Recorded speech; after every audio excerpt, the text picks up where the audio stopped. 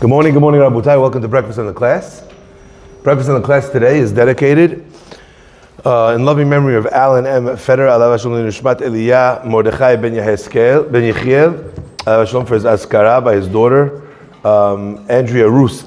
Also dedicated for speedy and complete for Hashem Aver Eliyah Shalom Azav Fortuneim, for Rafael, Hayim Rafael Ben Frida, and for the continued health of Chana Bat Mefega.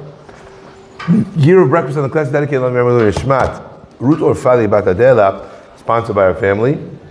Also sponsored by Yossi Levi as a Seudat Hoda'ah. Yossi, we miss you. Breakfast in the Class is dedicated in honor of and celebration of Ezra's 18th birthday by his parents, Rachel and Hazan Shmuel Levi. Congratulations, Ezra, on your 18th birthday. Time really flies. The 2 weeks of Breakfast in the Class have been sponsored by Edward Sofer, Lunash Batem, loving memory of his parents, Ray and David Sofer, David ben Moshe ben Aima and Simcha bat Chana, and for the Refuah Shlema of Elian ben Deborah Sonnenberg. The year of Breakfast in the Class has been dedicated to Nishmat Ruth Orfali bat Adela. And finally, the learning for this week is dedicated by the Torah Center Diamond donors, Ruti and Rafael Fuzailov, in honor of our soldiers in the IDF, those who have bravely fallen, as well as for the recovery of those injured. Hazaku Baruch as well to some long-time listeners and first-time attenders for the Breakfast in the Class. What's your name? Daniel Fedida. You've been here before. I was here for Mr. Giddy's wedding. Okay, see, I remember. I don't forget a face. Okay, is this the first time Breakfast in the Class? Yeah, no, I've been here before. You've been here before, and? First time. Bruchot habaot. Welcome to Breakfast in the Class. Okay, you could say Amen live, but I need a coffee. And Emmanuel, you on the coffee? You'll get an Amen. You can say Amen live. Okay, let's begin. So I want to share with you a very powerful midrash. The midrash says as follows: Vayimatzeh katuv asher hagid Mordechai al Bigdana Vateresh. We know that Achashverosh, one night, guy can't sleep. So since this is in the age before melatonin, what's he going to do? I had a little girl come up to me at the convention, at the Project Inspire convention. She said to me, she must have been 7 or 8 years old. God bless, I know you're going to hear this.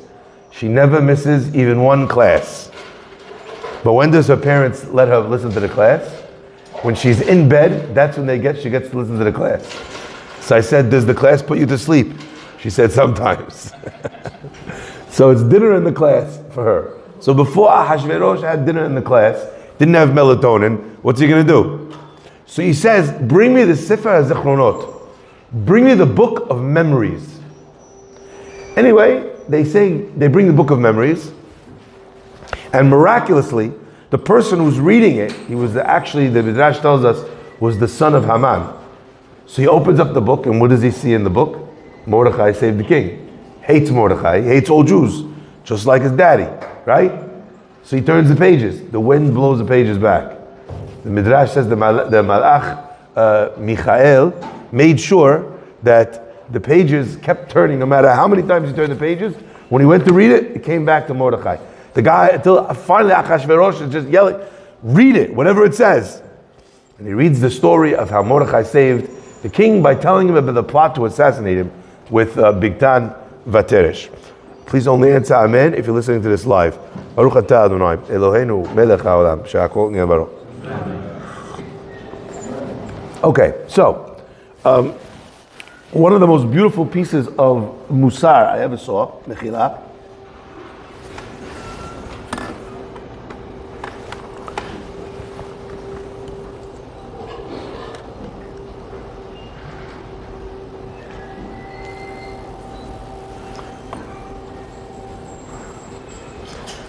don't worry, we'll edit it in post. One of the most beautiful pieces of Musar that I ever saw was the Chachamim say we should learn a tremendous lesson from Ahashverosh. Because it means, what does this mean that he had a Sefer HaZichronot, a book of memories? If anyone ever did Ahashverosh a favor, he wrote it down in a book, in order that he should never ever forget that this person did a kindness to him. And the Sefrei Musar say, what a gorgeous thing it is, this thing that Achashverosh did. Now, those of you who learned Masechet Megillah with me will be a little bit surprised.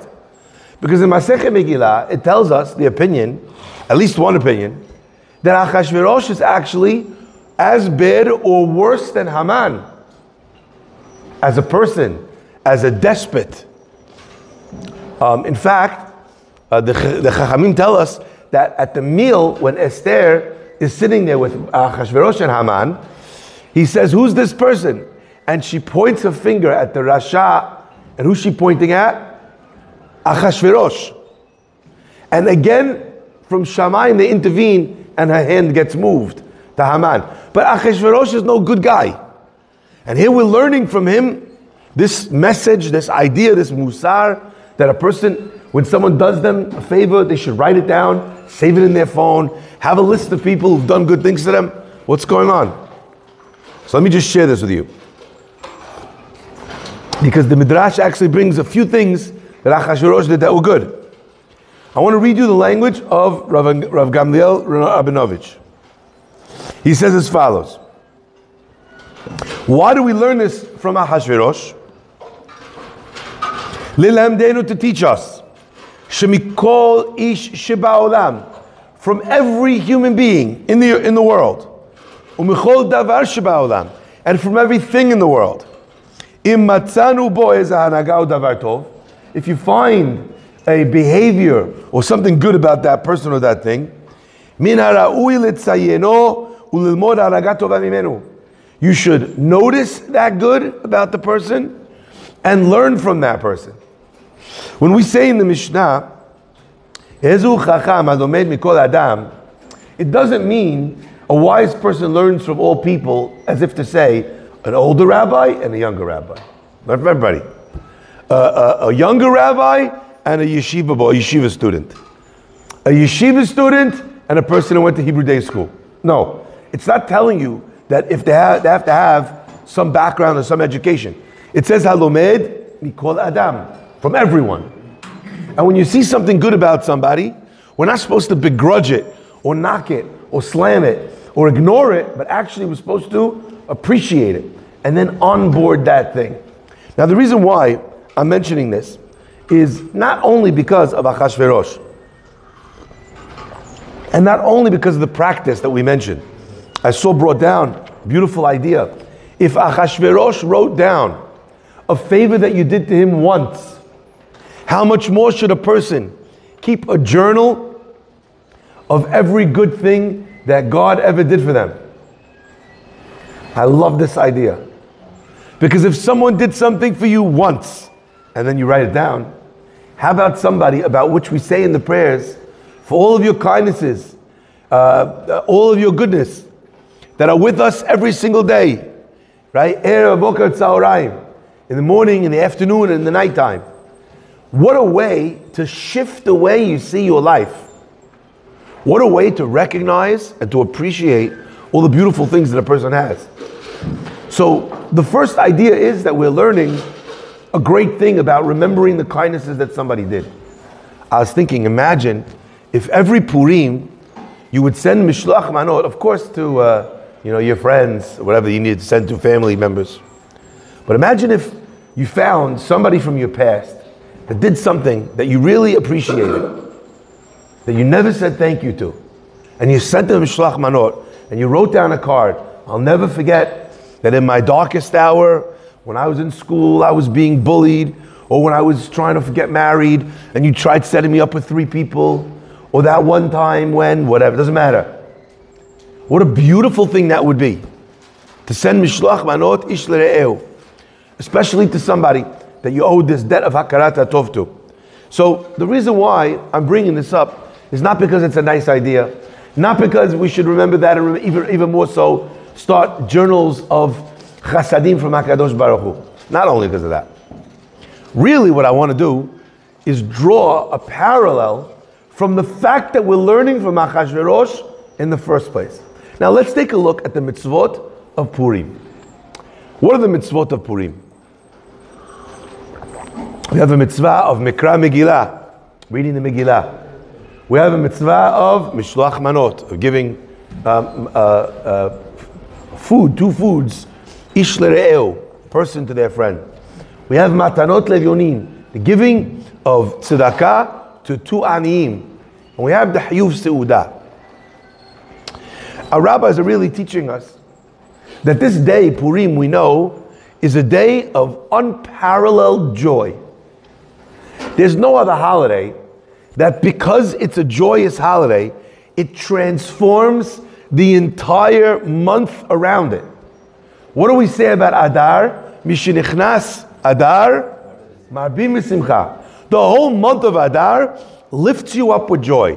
Why? Because it has Purim in it.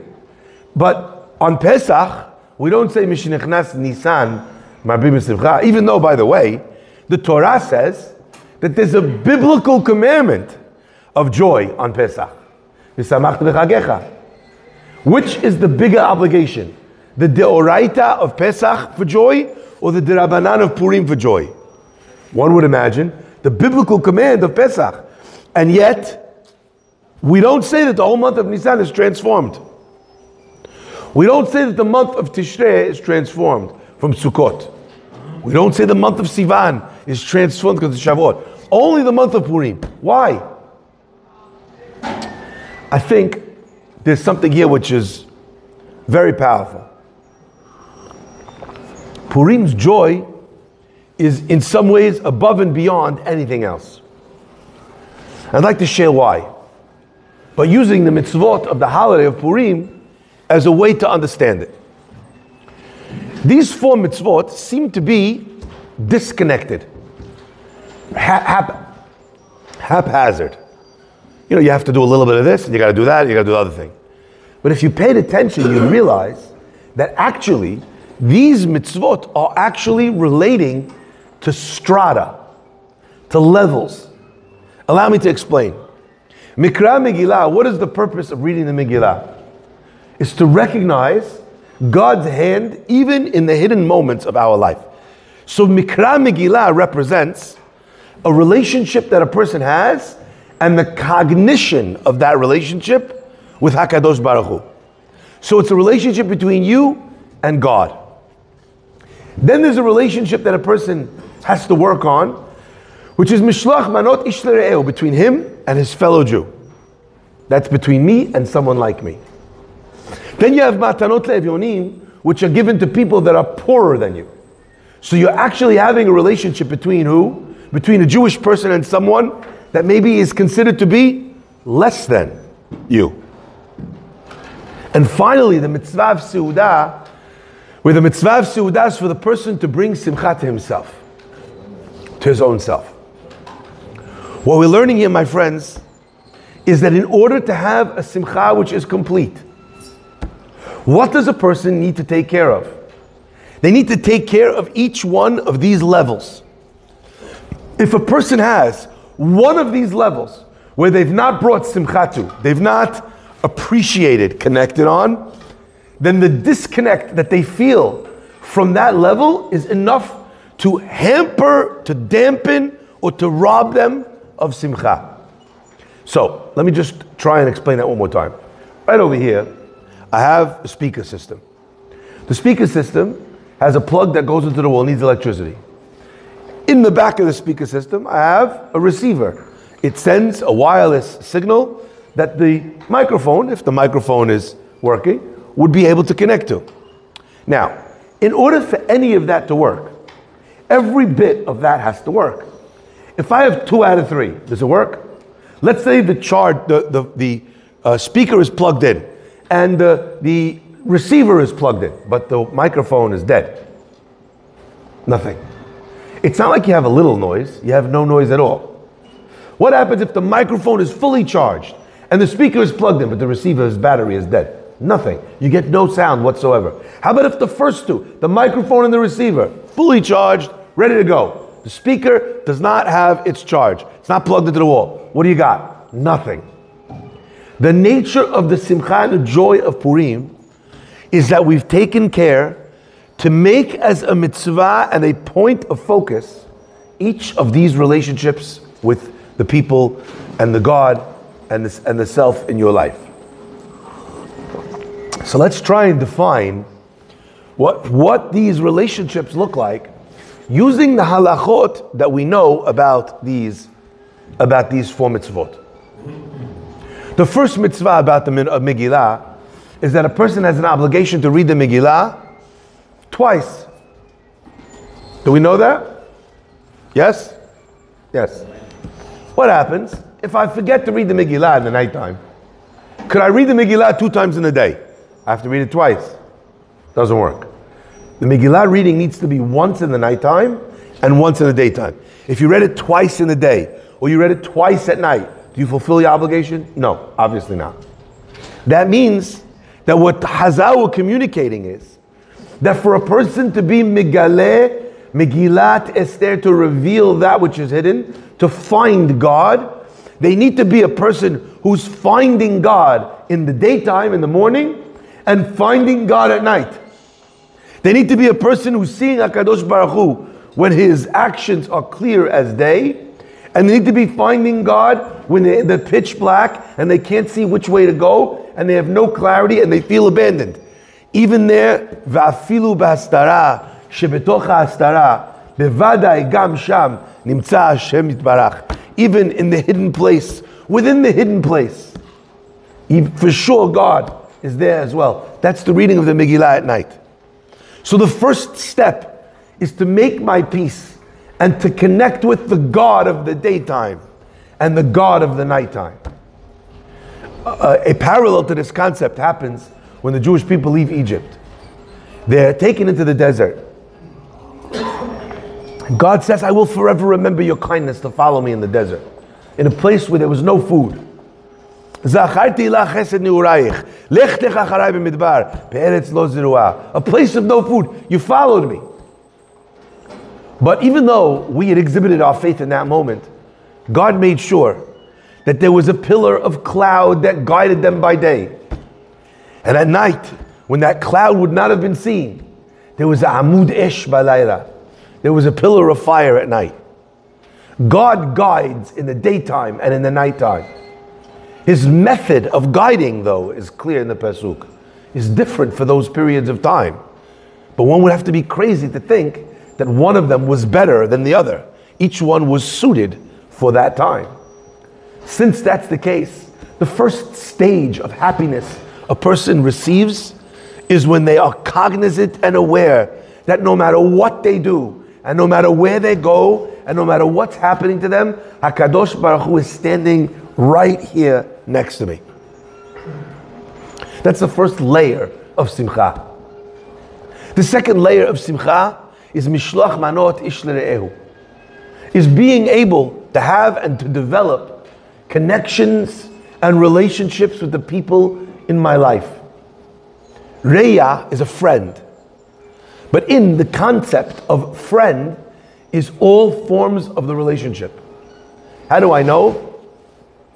Because what we talk about in the Beracha for Chatan and Kala, we say, Shalom V'Re'ut. Wild that you finish blessing Chatan and Kala with friendship. If someone asks you, who's that? And you say, my friend, and it's your wife, she's gonna slap you. I'm your friend? I'm your girlfriend? I'm your wife. But the greatest relationships are not only when you're in love with somebody, but when you're in like with somebody. Not only do I love her, I really like her. Time with a friend is effortless. That element of reya, of a friend, is true in every part. Ra'ayati is the word that we use for a wife. The root of that is reya, a friend. So mishloach manot ish l're'ehu means that if a person wants friendship, then they need to realize that they need to develop friendship. And how does a person develop friendship? Friendship that brings them that deep simcha in their life is understanding that you don't get friendship, you give friendship. And once you've given friendship, you get it. The Mishnah in Avot says, "Aseh lecha rav." But if you want a chaver, you gotta buy a friendship. Keneh lecha chaver. Now in the English language, because it's secular culture, you see that we get things wrong. How do we say it with friends? We say, oh, I made a friend. We use the aseh lecha on the friend. Right? But you can't make friends. You can't just develop a friendship.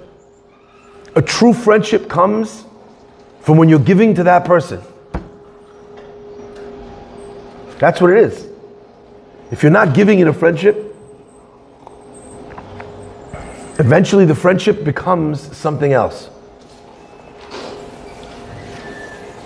Now here's a shout out to all those friends who are in lopsided friendships, who are always on the receiving end of all of their friends' problems and issues and dating stories. And if for 1 minute you made it about you, and you asked them to support you for 1 minute, and then somehow they figure out how to make your problem also about them. You know, I'm going through the same thing. Shut up, it's my turn. Now, the problem is that when you have a friendship imbalance of that level, it's not a problem per se, it's a problem if it's always that way. Friendships by definition will seesaw back and forth. That's no question. But if it's always one way, you don't have a friendship. You're a free therapist. They're seeing you for therapy. You do not have a friendship. If you're in a friendship where the person can never be there to support you, you are their support animal. I'm sorry. Mishloach manot means that friendship happens when people are sending each other things. I remember thinking that it's fascinating because then that brings us to our third level of what a person needs for simcha in their life. A person needs a relationship with God.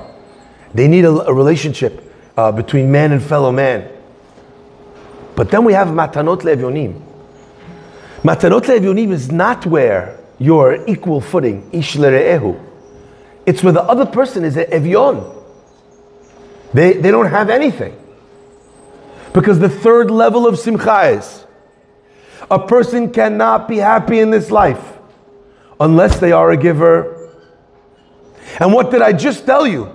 The nature of friendship is giving, correct? That's true. But you're giving to someone who's capable of giving back to you.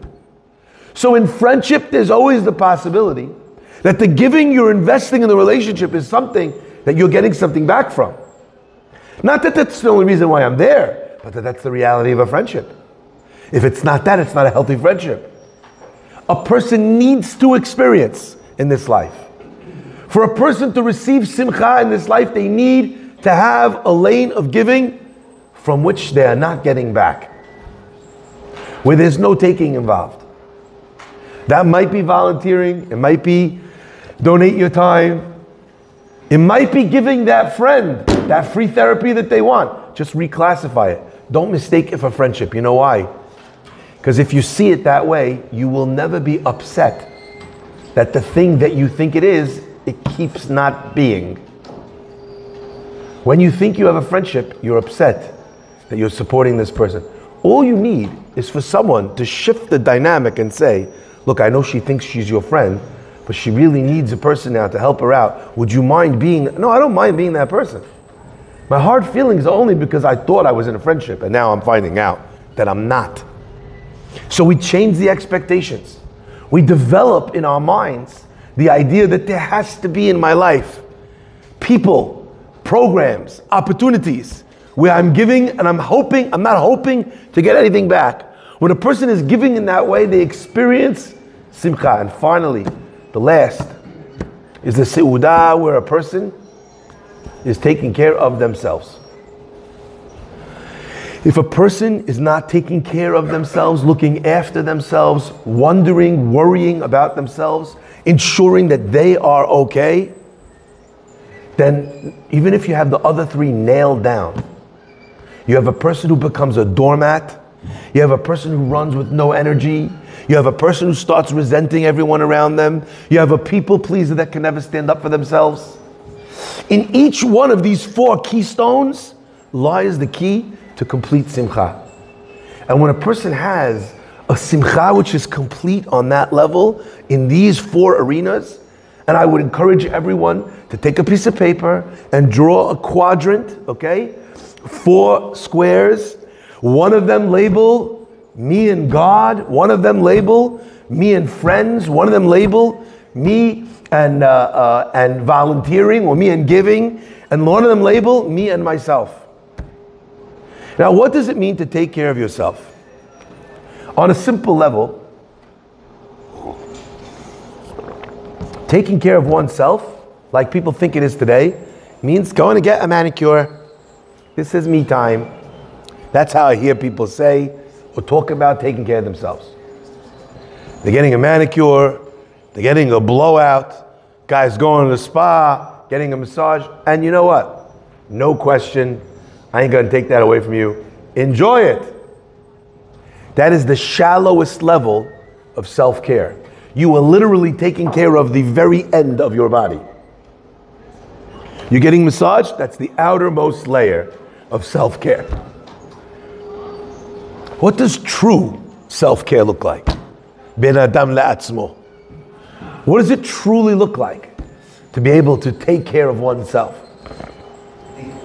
Sorry? Deep tissue. How does a person get not deep tissue, even that is still on top. Maybe the deepest thing I know of is deep brain stimulation. Anyone know what that is? Anyone? That's not where your big Russian guy just squeezes your head like it's gonna pop. Anyone know what DBS is? Deep brain stimulation? Yes? No. That is such a good answer, by the way, though. I like your answer better than mine. Deep brain stimulation is a unbelievable, like something out of a science fiction movie. They realized that people who had tremendous chronic pain, that nothing worked for them. They realized that people who had uncontrollable shaking from Parkinson's or other diseases, that what they could do was open up the brain, put a receiver at one point of the neural pathway that was taking them through either the shakes or the pain, and then another panel on the other side of that, 2 metal plates effectively. And then they would wire those plates to a little receiver, and the receiver would actually be placed under the skin. Okay? That's where sew the person up. Flick the switch. And suddenly the brain actually, as we all know, works on electrical currents. Okay? That's what's happening, the synapses are firing. All they would do is turn on the switch, and suddenly you see the person shakes, stop, and level out. At the flick of a switch. By the way, Google this. Not now, as soon as the class is over. Google it. Not only that, people that had pain for decades of their life, flip the switch, pain's gone. Now, let me be clear. They still were aware that there was pain, but the pain didn't hurt at all. Deep brain stimulation. I was thinking that deep brain stimulation is a concept that really should be introduced into self-care. Not that everyone needs to have a craniotomy. When we talk about taking care of oneself, we talk about finding the pain points, the chronic ones. You don't put this in because you had a headache. You put this in because this is a serious problem that nothing we've done has solved it. True self-care means to diagnose oneself and say, what is going on inside of me? And what are these constant pain points that I have not solved? What are these issues? I'm so angry. Why am I angry? And how can I take care of that anger? I have this deep resentment inside. That's self-care. Noticing that you're doing something that makes you very upset. Noticing that you said to someone that you forgive them, but actually that pot is still on the stove and it's boiling over. You keep trying to cover it with more pot covers, but seemingly you don't have the right pot cover size for that pot. That's what real self-care means. There's one halakha that we talk about with regards to the Seudah. And that halakha is, Chayav inish levesume bipuraya ad lo yada. A person is obligated to drink at the Seudah until he does not know the difference between Arur Haman and Baruch Mordechai. And the Chachamim have very different interpretations of what that level is. What does that mean that a person has to drink until that level? One level is epic level drunk. One opinion. One opinion is, Ramah says, have a drink a little bit more than you normally would, okay? And then take a nap. Now I'm sleeping, I don't know the difference between Mordechai and Haman. Magen Avram says the numerical value of Arur Haman and the numerical value of Baruch Mordechai is 502, both of them. The amount of drink you have to have is enough that you can't calculate those numbers. 1, Aleph, Resh, 200, Vav, 6, Resh, 200, Hey. I mean, that's quite low level drunk. That you can't run a tally of numbers and add them up in your head, okay? That's small in Magen Avraham. And there's many different opinions and approaches into understanding what those things are. But my friends, that mitzvah is really said mostly at the Seudah. At the Seudat Purim, that's where we have that obligation. In fact, the obligation, says the Mishnah Berurah, is primarily with wine to remember the fact that Esther made her Seudah was a mishteh yain. It was a wine party. Okay? It was a party that was based on wine. So the Seudah, that's the place for that. And I just thought to myself, if the nature of the Seudah is for a person to bring themselves up. The Chachamim ask a question. Chamuvadia says that the Seudah, by the way, should be meat. I heard people that they'll do a Seudah, they'll do it out of dairy. The Seudah should be meat. Ideally even actual meat, not even chicken. That's what he says. Chamuvadia brings down that that's the Ikar Seudah. Ikar should be, lechatechila, a person should wash for the Seudah. Maybe not obligated, maybe a person could yotzeh without it, but that's the ideal way it's supposed to be. It's a simcha, it's a mishteh hayayin, that's how it should be. Now my friends, listen carefully because I want to end with this. It turns out then that there's a requirement at this Seudah to eat things that bring you joy. If I notice that I'm a person that is bitter, that is angry all the time, what do I need to do for that? Haman, we know, is a person that has every single thing in his life is the best it could possibly be. He had the most money, according to some opinions, even more than the king himself. He had the most children, over 200 children he had. He had so much power. Everyone in the whole kingdom had to bow for him wherever he walked. And all this is worthless if I see Mordechai and he's not bowing to me. All this is worthless. My friends, here's Haman, and he has everything is going right for him. And because one thing is off, it's all worthless. But then we have a man whose name is Mordechai. And Mordechai is an amalgam of actually two words. Mor and Dechai. The Gemara asks, Mordechai min Torah minayin. It says, Mor deror, and it's translated in the Onkelos as Maradachia. Mordechai. But look at those words. What does mar mean? Bitter. What does dechi? Dikaon is depression. Mordechai's name is a bitter depression. The guy, according to one opinion, Esther was his wife. According to the other opinion, Esther was his foster daughter. She gets kidnapped off the streets after she's hiding. He's rejected by all the Jews. No one listens to him about not going to the party. After he saves all the Jewish people, the Sanhedrin, we don't like this guy Mordechai. He's too involved in the government. He's not in the yeshiva anymore. That's what it says. End of the Megillah. The guy can't catch a break. His whole life is bitterness and depression. Say the Chachamim, at the Seudah have enough that you can't tell the difference between Arur Haman, cursing Haman, or the cursed nature of Haman, and the Baruch Mordechai. Mordechai is a person that has everything wrong and still manages to bless God and to not fold and to not crumble.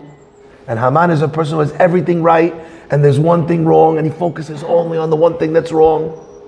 My friends, when a person notices that in their life, you take that part of oneself, the Haman in you, and you curse it into oblivion, and you destroy it, and you ruin its grasp on reality. And then you take the Baruch Mordechai, the bitterness and the sadness and the difficulty that you have, and you raise it up to the klal of Baruch. That is true self-care. Finding my points of sadness and lifting them up.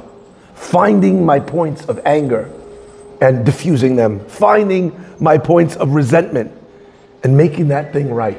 My rabbi used to say that that's what we do on Purim. We lift a glass and we drink a l'chaim to every bad thing that ever happened to us. Because we recognize that in the end, if we truly have Borei Olam who's guiding our steps, if we truly have good friends to be able to help us and support us through those difficult times, if we truly have within our hearts to be able to lift others along with us in those dark times, then ultimately everything that is Haman winds up becoming Mordechai. And that is the nature of the element of the Seudat Purim. And that's why its simcha is so overflowing its banks that it infects with its joy the whole of the month of Adar. Mishinichnas Adar, Marbim b'simcha. Baruch Hanei le'olam. Amen ve'amen. Rabbi Chananya ben Akasha omer, B'tzah HaKadosh Baruch Hu God Shalvik B'alem Doser Shona Ve'etzmat Zikor, Torah ve'adir. Amen.